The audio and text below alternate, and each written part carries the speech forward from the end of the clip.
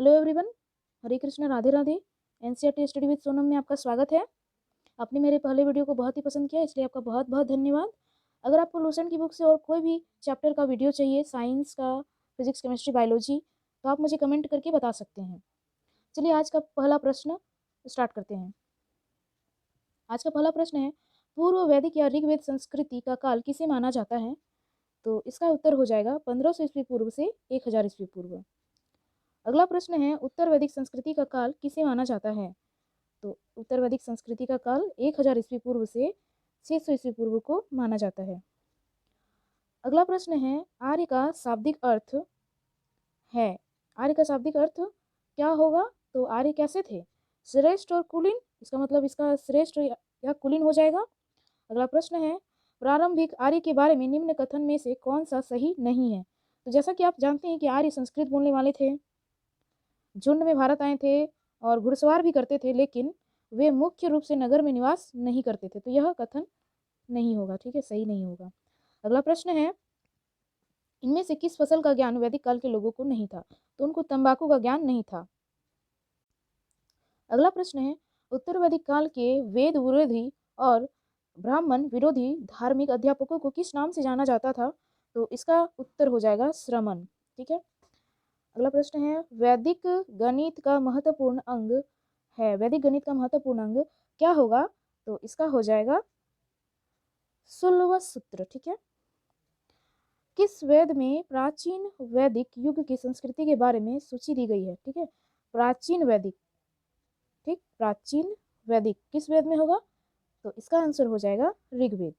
निम्न में से उत्तर वैदिक काल में लिखे गए ग्रंथ का सही क्रम कौन सा है? तो इसका आंसर हो जाएगा वेद, ब्राह्मण, आरण्य और उपनिषद, ठीक है। अब अगला प्रश्न है, वेदों की संख्या कितनी है? तो वेदों की संख्या कितनी है? ये 4 है, ठीक है। अगला प्रश्न है, कौन से 3 वेद संयुक्त रूप से त्रिय और वेदत्रय कहलाते हैं? त्रिय और वेदत्रय कौन से वेद कहलाते हैं? तो ये होगा यजुर्वेद, ऋग्वेद, यजुर्वेद और सामवेद, ठीक है। तो इसका आंसर हो जाएगा ए। भारत के राज्य चिन्ह में प्रयुक्त होने वाले सत्यमेव जयते किस उपनिषद से लिए गए हैं? तो ये बहुत ही महत्वपूर्ण प्रश्न है परीक्षा की दृष्टि से। यह होगा मुंडक उपनिषद से, है ना। देखिए ये कब कब पूछा गया है, पीसीएस का भी क्वेश्चन है ये और रेलवे का भी है। देखिए, ऋग्वैदिक आर्य का मुख्य व्यवसाय क्या था? ऋग्वैदिक आर्य का मुख्य व्यवसाय क्या था? तो इसका होगा पशुपालन, ठीक है, पशुपालन। भारतीय संगीत का आदि ग्रंथ कहा जाता है। भारतीय संगीत का आदि ग्रंथ किसे कहा जाता है? सामवेद को, ठीक है, किसे कहा जाता है? सामवेद को। अगला प्रश्न है, प्रथम विधि निर्माता कौन है? प्रथम विधि निर्माता कौन है? तो इसका होगा मनु, ठीक है। कृष्ण भक्ति का प्रथम और प्रधान ग्रंथ क्या है? कृष्ण भक्ति का प्रथम और प्रधान ग्रंथ है श्रीमद् भागवत गीता, ठीक है। ऋग्वेद में संगीत का प्रथम रूप है। ऋग्वेद में संपत्ति का प्रमुख रूप, ऋग्वेद में संपत्ति का प्रमुख रूप गोधन है ना, जिसको गाय बोला जाता है। गाय जिसके घर में, वैदिक काल में जिसके घर में जितनी गायें होती थी, वे लोग उतने अमीर कहलाए जाते थे। ऋग्वेद के किस मंडल में शूद्र का उल्लेख पहली बार मिलता है? शूद्र का उल्लेख पहली बार किस में मिलता है? तो ये हो जाएगा 10वें मंडल में, ठीक है। अब अगला प्रश्न है, पुराणों की संख्या कितनी है? तो ये पुराणों की संख्या कितनी है? ये 18 हो जाएगा, है ना। लूसेंट का बुक में ये सब सारा कुछ दिया हुआ है। अब देखिए, वैदिक धर्म का प्रमुख लक्षण इनमें से किसकी उपासना था? वैदिक धर्म का, तो वैदिक धर्म क्या था? ये प्रकृति के उपासक थे। अगला प्रश्न है, किस देवता के लिए ऋग्वेद में पुरंदर शब्द का प्रयोग हुआ है? तो इसका उत्तर हो जाएगा इंद्र के लिए। शुल्व सूत्र किस विषय से संबंधित है? ठीक है, शुल्व सूत्र किस विषय से? तो ये हो जाएगा ज्यामिति से। अगला प्रश्न है, असतोम सद्गमय कहाँ से लिया गया है? तो असतोम सद्गमय ऋग्वेद से लिया गया है। अगला प्रश्न है, आर्य भारत में बाहर से आए और सर्वप्रथम बस गए कहाँ पर? तो यह होगा पंजाब में। जैसे कि आपको पता है कि ये हमारा भारत है ना, इस प्रकार से हमारा भारत है ना। तो इस तरह से जैसे कि कोई अगर बाहर से आता भी है ना, तो ये एरिया जो है ये थोड़ा सामने है, तो यहीं पर ज़्यादातर जो भी आते हैं वो पहले बस जाते हैं। तो यहाँ पर आर्य आके बस गए, जो कि अभी पंजाब कहलाता है, ठीक है ना। अब अगला प्रश्न है, सुमेलित करना है क्या ऋग्वेद से। अगला प्रश्न सुमेलित करना है। देखिए क्या होगा कि ऋग्वेद में क्या है, ऋग्वेद का जो यज्ञकर्ता, ऋग्वेद में किस प्रकार के यज्ञकर्ता थे, तो होता और होर्तु। यजुर्वेद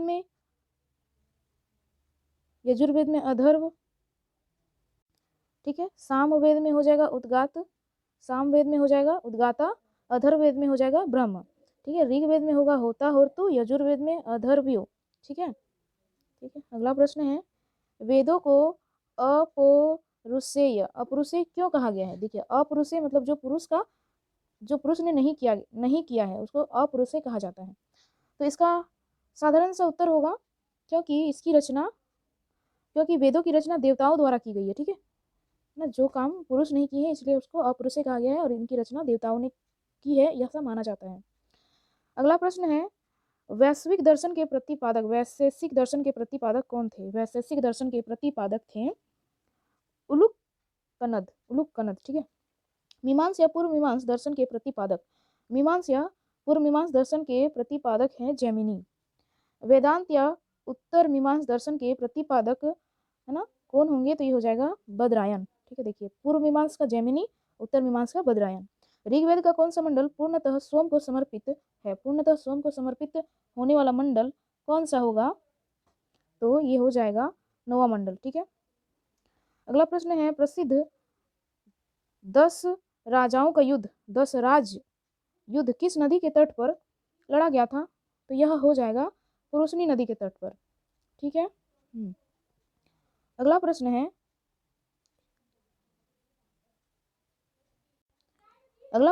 धर्मशास्त्रों में धर्मशास्त्र में भू राजस्व की दर क्या थी। भू राजस्व का मतलब होता है टैक्स होता है जिसको हम लोग कर बोलते हैं। जैसे अभी हमारे प्रधानमंत्री जीएसटी लगाए हैं, वो भी एक प्रकार का टैक्स है, कर है। तो भू राजस्व की दर थी 1/6, भू राजस्व की दर थी 1/6, ठीक है। अब अगला प्रश्न है, 800 ईसा पूर्व से 600 ईसा पूर्व का काल किस युग से जुड़ा है, ठीक है।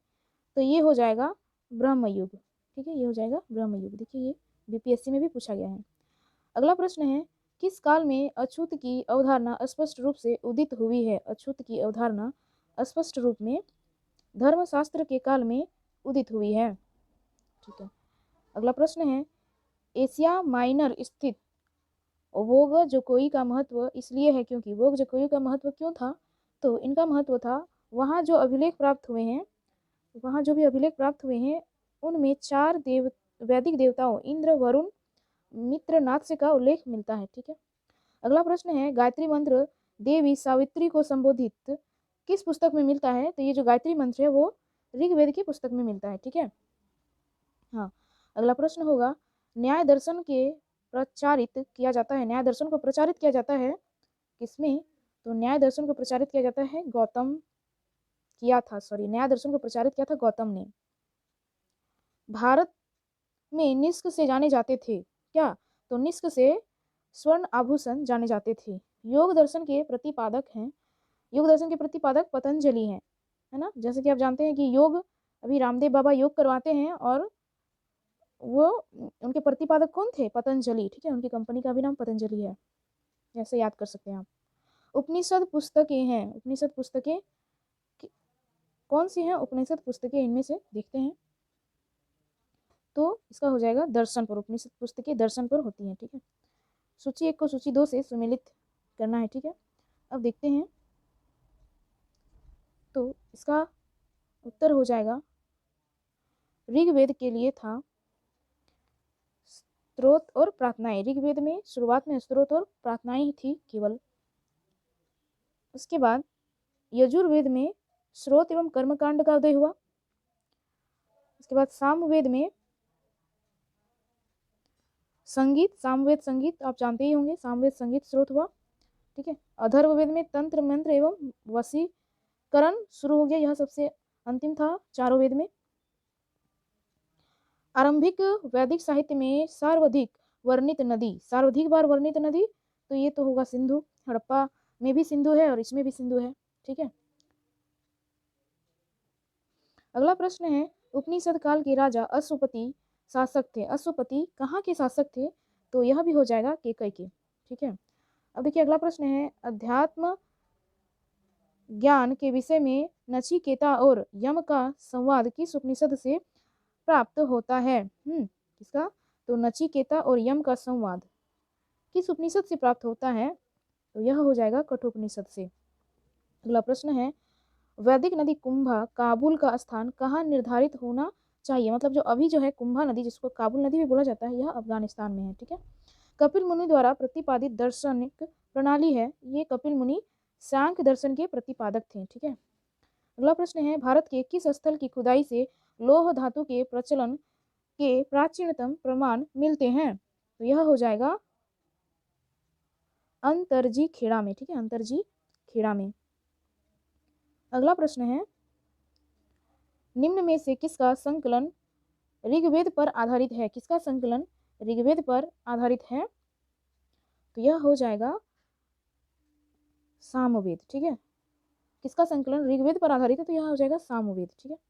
निम्न में से कौन प्रस्थान त्रयी में शामिल नहीं है? निम्न में से कौन प्रस्थान त्रयी में शामिल नहीं है? तो यह हो जाएगा भागवत। ठीक है, यह हो जाएगा भागवत। ठीक है। अगला प्रश्न है, कर्म का सिद्धांत संबंधित है। तो कर्म का सिद्धांत किससे संबंधित है? तो यह हो जाएगा मीमांसा से। ठीक है।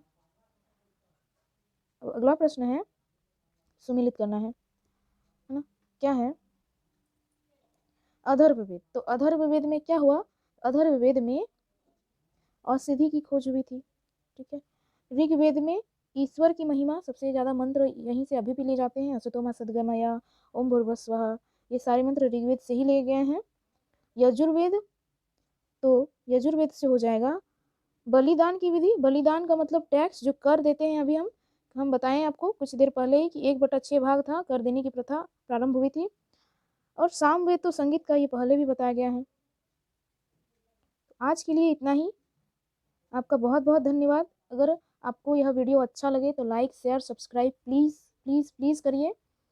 और आपको कोई भी दिक्कत होती है या कोई भी इस विषय से रिलेटेड कोई भी और वीडियो चाहिए तो आप मुझे कमेंट कीजिए। आपका बहुत बहुत धन्यवाद। Thank you so much. Hare Krishna, Radhe Radhe. और यह वीडियो सारे कॉम्पिटिटिव ग्रुप्स के लिए है, एसएससी, रेलवे, अभी जो जेएसएससी निकल रहा है ग्रुप डी, सारे के लिए। तो आप ये सभी को इसे देख सकते हैं। थैंक यू सो मच, बहुत बहुत धन्यवाद।